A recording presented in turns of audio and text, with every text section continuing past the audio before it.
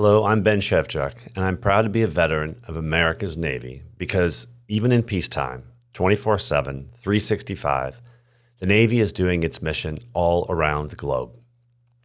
The old recruiting pitch is that you can join the Navy and see the world. I had the good fortune of actually living overseas with my family several times during my career. First, it was in Japan, then in Germany, and finally in Italy. Those times were filled with amazing experiences as we did, in fact, see the world. More importantly, though, we got to know people from several countries, both in and out of the military.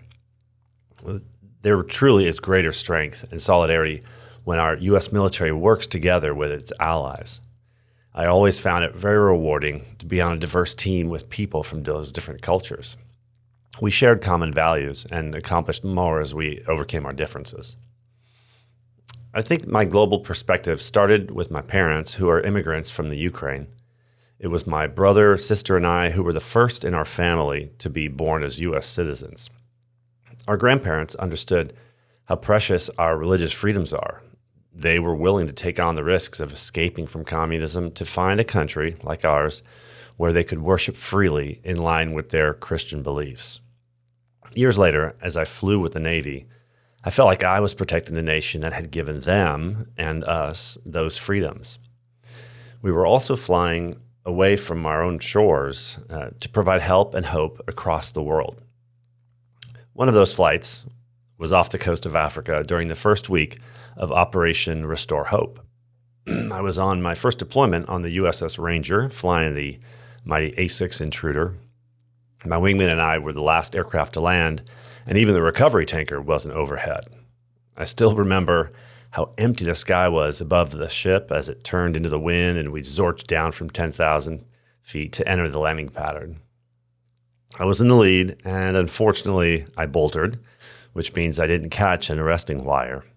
I climbed back up to 600 feet, turned downwind, and watched my wingman behind me trap on the flight deck.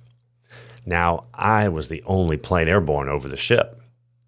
I rolled into the groove for what initially looked like it was going to be a normal landing, except that when I landed and felt the tug of the arresting cable, I also saw a big aircraft tire, a lot of debris, and a laser-guided bomb all flying around and ahead of me as I abruptly stopped.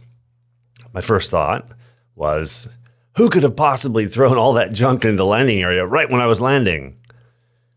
Well, as I sat there, stopped, with a slight left tilt to my jet, I realized it was clearly equipment that had come off my aircraft. The landing was graded as an OK3 wire, with a couple of come left calls in close.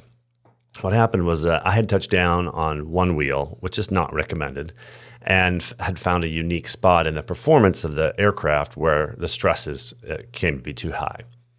The wheel had sheared off at the strut, the bomb had jolted off its rack, hit the deck, and all of it bounced and slid forward off the front of the landing area and into the ocean. I shut down right there where I was, and they towed my jet out of the way. So, thanks to a big steel cable, the biggest emergency of my early career was over in a second. I really appreciate the chance to share the story with you. It's been a privilege to serve in the Navy.